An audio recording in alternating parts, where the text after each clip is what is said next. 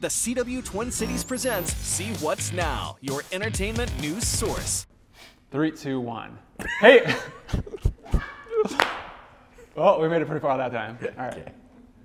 Ready? 3, 2, 1. Should I give it? Or, okay. 3, 2, 1. All right. Hey everybody, John Foss, CW Twin Cities, and this is kind of insane because somehow we got Tim Meadows in the house. Hey. What are you doing here? How do we pull this off? I can't believe it. I'm impressed by your management that they would actually get me down here because I usually don't do things like this. So I, in doing research for this interview, found probably the best hidden gem on the internet on Amazon Prime, which is the Rose Parade hosted by Korg and Trish. Court and Tish. Cord and Tish. Yeah. All right. Well, how did this happen? And tell the people a little bit at home about what it is. Well, it's sort of a parody of parade coverage. You know, like, you see the Thanksgiving parade or whatever. And Will and Molly, the writers from Funny or Die approached it as we're going to have these two fake correspondents cover the parade. And also we're going to have Tim Meadows as himself. And so the conceit was that we've done this for years, and we're a team. 25 years. Yeah, and in the last 6 years, I've sort of asked them to stop bringing up Saturday Night Live during the broadcast, but they do it regardless. So that's what it was about, and it was live. It was on Amazon. It was the first time ever that there was like a parody parade show, that was live. And the responses from people were beautiful. Because a lot of people thought it was real and were annoyed by it. And then the people that knew it was a fake enjoyed it, Yeah. So it was a blast, And well, one of the best things I think is when a lady during the parade is yelling at you to get out of the way because you're blocking the view. Yeah, and she was walking by, as if, so she was coming from somewhere else. But that just happened. And I was very polite to her, and whereas I could have, at first I was thinking I should just rip on her, but she was like an old lady though, Yeah. So I would have turned the audience against me. Yeah. But yeah, it was fun, man. I hope there's some talk that we might do something else soon. So speaking of people annoying you by asking SNL questions, you were brought into SNL without having to audition, and not only that, you thought you were hired as a writer, and then you got there and found out you were going to be on camera. What was it like to hear that news and then to see yourself on the opening credits for the first time? To hear that news, it was a little bit convoluted because, I don't know, back then there was I kind of felt like they were a little bit more unspecific about jobs and because they had a big cast already. So when I went out for my meeting, it was just sort of, I was under the impression that it was a writing job because they already had Chris Rock on the show. And so when I went for the interview, that's what I kind of thought it was all about.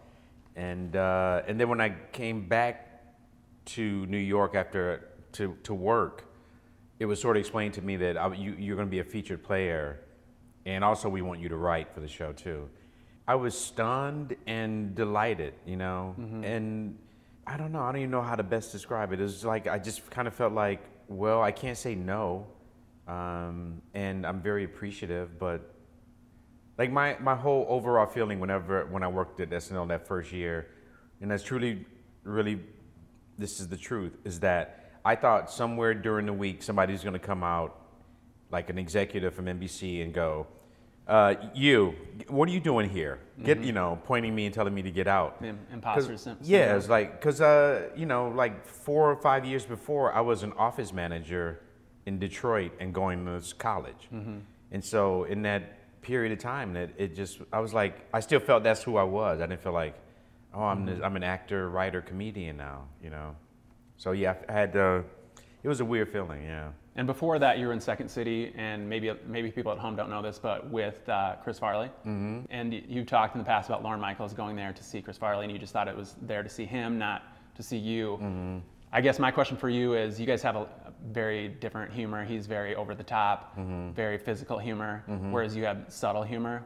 Was it tempting with him getting all that attention, to try to be something that you weren't, or how did you stick to the kind of comedian that you were? Well, I guess by that time I was like smart enough and seasoned enough in improv and everything that I sort of knew my role in the sketches and the improv that we did. And with Farley, you really had to serve the scene. You had to sort of be the guy who asked questions to the person you're working with, you know, and to not overreact to the things that he gives you back. So I was a straight man, and I knew in some of those scenes you just have to play that role, you know.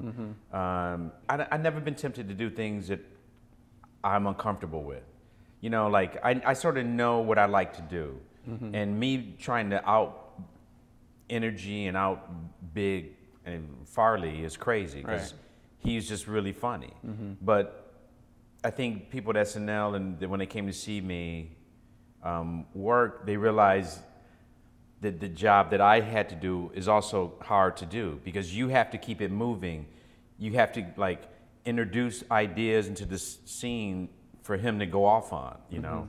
And so I think that's probably why they probably thought of me as a writer first, you know. Who was the most talented cast member that you worked with while you were on the show? On SNL? I don't know. Like it was like so many really talented people. Like, but like people, you know, some people had like strengths doing certain things, but I would say like Phil Hartman was probably the person that can encompass all of those things that you want in a sketch player. I mean, he could do accents, he could do characters, he could play the straight man, he could be the funny guy. He had a weird sort of sensibility about him when he was just being himself. And he was also like a throwback to like earlier comedians, like, you know, like Abbott and Costello and you know, Lorne Hardy and people like that. Like he had some like history behind him, so he was like just really versatile. Okay. I think Mike Myers also was one of those people too. It's just he could just do it all. He could do accents, and he played straight man. He had characters, and he had a sort of fun vibe to him. So when you were watching him as an audience member, you could sense that he was having fun with it. Was there a cast member that you thought was the best of all time that maybe made you want to get into it? From SNL, it was probably Bill Murray, Chevy Chase. I mean, I was in high school during those years.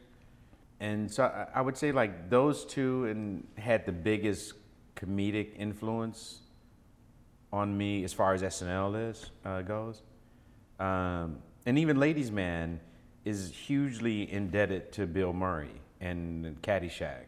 Because I've always approached that character with the same sort of attitude the character in Caddyshack has, which is like, you know, everything is cool and I'm fine, you know. And Ladies Man was like that too. He's just like, yeah, listen, it's all good. You know, he can handle anything. You know what I'm saying? Yeah. But that attitude, and I would often think of Bill Murray when I like go into that character, or when, you know. So somebody like you that went through your career and did something, did improv, did SNL, had a very successful on-camera career, which is still going. What inside of you gave you made you brave enough or want to step outside the box enough to take up stand-up comedy at that point in your career? Because a lot of people start with a stand-up and then get into the other things, but you've done all these things, had all this success, and then it's like, I want to challenge myself and do something brand new. Yeah. Well, it mainly came from having ideas comedically and not having any way to do it. And I started doing improv again sort of after I got divorced. And I was really not a happy person. I was kind of depressed and stuff. And then a friend of mine just started saying, go and do improv. Go hang out with people that you know from Chicago. And so I started going to UCB and the Upright Citizens Brigade, which is in LA, and the Improv Olympic in LA. And I started hanging out with people and then started doing improv again and started looking forward to it. And then, but the thing was, I realized that like I couldn't put ideas that I had during the week into improv because that's not what improv is, you know. And so I thought, well, I should start either doing like one-man show things or like just doing things where I can just get ideas out there. And that was basically the inspiration behind it. And I sort of put together a show that was a combination of those things. in the beginning, I would come out. I had two friends, Joe Canale and Brad Morris, and we would improvise together as three people. But before the show started, I would come out and talk to the audience, and I would have prepared jokes or things I thought about during the week. And this was in Chicago at the Improv Olympics, so people paid $2 to come in and watch it. It wasn't like a high pressure thing of like, this show better be great, you know. And then over a period of like a couple years, I went from having no material to having like 20 minutes. And then I kept doing open mics and I kept writing and trying to come up with other stuff. And then before I knew it, I had 45 minutes. And I didn't need those other two guys. So I fired them and I started going out on my own. Where does it rank as far as like things you like to do, like improv, comedy, acting? I don't know if there's a rank. I think at any time each of them is as rewarding as the other. You know what I mean? Like there's sometimes when I'm doing improv, when I'm working with really funny people and we're all into it, and there's like this magical sort of thing when it's good because it's all of us just making this up and making it happen together. And the audience is in on it and it's really magical and great. And there's times when I'm doing stand-up where the material is working, the audience is great. I go off and talk about other things and the audience is with me and I feel like, you know, this is the best thing ever. But I never get that feeling when I'm doing film or TV things. It's always, I mean, I enjoy it and it's like, you have moments of like, oh, I said everything right and I think they got the funny that they wanted to get. But there's never that moment of like, the live satisfaction or reaction from people. Because even when you're filming stuff, like the crew won't laugh until they say cut, you know? And then you know like, oh, they like that and they held out for it. But the live reaction from the audiences when you're doing improv or stand up is just, you feel good, you know? All right, so Son of Zoran, great show. What was it like acting with a comic character? Nothing there. Yeah. What was there? Was there anything there? How did you know where to look? There was nothing there, and I loved that show and loved doing it. It was a great cast of people. We had so much fun, and we didn't start understanding exactly what we were doing until like the 3rd or 4th episode, and we only got to do 8, I think. But the guy who was the stand-in was really funny, and he could improvise, and he was a really nice guy. And so there was a person there? Well, we would rehearse it with a person there, and we would block it, so it would be like, Zoran is going to walk from here to there, and so the guy would do that. And we would practice like watching him walk. And then you had to remember? We had to remember. And so they would put little marks like, so when he stands here, you're looking here. When he's sitting here, you're looking here. And so they'd put a piece of tape on the back wall or whatever. Okay. But during rehearsals, if we went off book and improvised something, he was just as funny as everybody else and could improvise really well. And so we would have changes because he would say something and it would get into the show, you know? That's cool. And it got better as we did it because we liked him. And so it looked like we were actually acting or talking to somebody who we actually liked, you know what I mean? So it changed. But it was a fun show to do. You had a long period of success. Seems like it would be easy to just kind of take it easy. Why do you keep working so hard? I don't know. Probably the same sort of thing that got me started, which was I had just got to do that. You know, it's like I don't feel like I'm like satisfied or like creatively finished or anything. I'd also like to like retire comfortably one day. Even though my therapist said that I'll never retire. He goes, you'll go insane if you retire. Like you always have something. Have the drive to just keep going.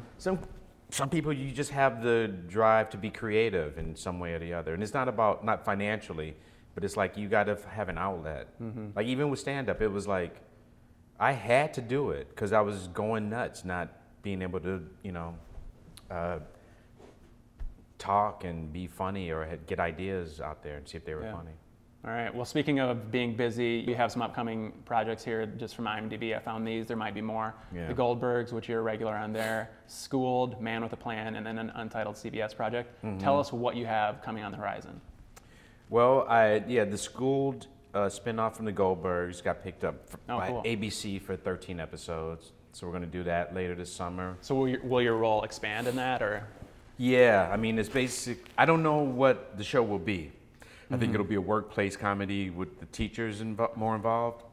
But it's my character and Brian Callen, the coach character, is a spinoff for those characters. So we'll see what happens with it. And then I did a pilot for CBS that is with Damon Wayans Jr. But that was, it's sort of like, I don't know. I just work, so like I just keep throwing whatever sticks. I just keep putting stuff out there. But the main things I'm doing is that the Goldberg spinoff, and then I have a show for CBS streaming that is called No Activity, and we just got picked up for a second season, and that's a really fun show to do. I don't know if you've seen it or No, not yet. It's great. It's based on an Australian show, and it's about two cops sitting in their stakeout, and all the scenes that I'm in is just me and another guy sitting in a car, and the scenes will last for like 10 minutes, where we're just telling stories. We have dialogue. Sounds like Seinfeld. Yeah, it's the like conversations that they would have in the restaurant. Yeah. It's just there's not a lot happening. It's just the writing. Yes, makes it happen. exactly what it is. So it's my character and his partner, and then the other characters are two operators in the call center, and so we're checking in with them while we're on stakeout, and then they have scenes together where they're talking, getting to know each other, and then the other scenes are with two crooks that we're actually staking out watching, but they're inside of a warehouse and they don't know we're watching them, and their scenes are about the relationships between them. So it's a show where you'd have 3 or 4 scenes with only 2 people talking, but there is a plot that goes on that connects everybody eventually. But yeah, it was another thing Will Ferrell's company produced, and they hired me for, and it's Cool. it's great. So it's Funny or Die? Funny or Die, Okay. yeah. Do you have a favorite role that you've done? No, I mean, Ladies Man was probably the most fun in general, and Mean Girls I think was also a lot of fun, and I feel like those 2 things I really connected with as an actor, and the writing and everything was good. Will Ladies Man ever come back? No. Really? No. Okay. He's retired? No, if the opportunity was there, I'm not going to create the opportunity. If they came to me and said, like Netflix, if they were like, we want to do a Kwanzaa special starring the Ladies Man, then I'd go, yeah, which is actually a good idea. Let's write that down. Yeah. All right. Well, Tim Meadows, thanks for being here. Yeah, Appreciate it. Bet.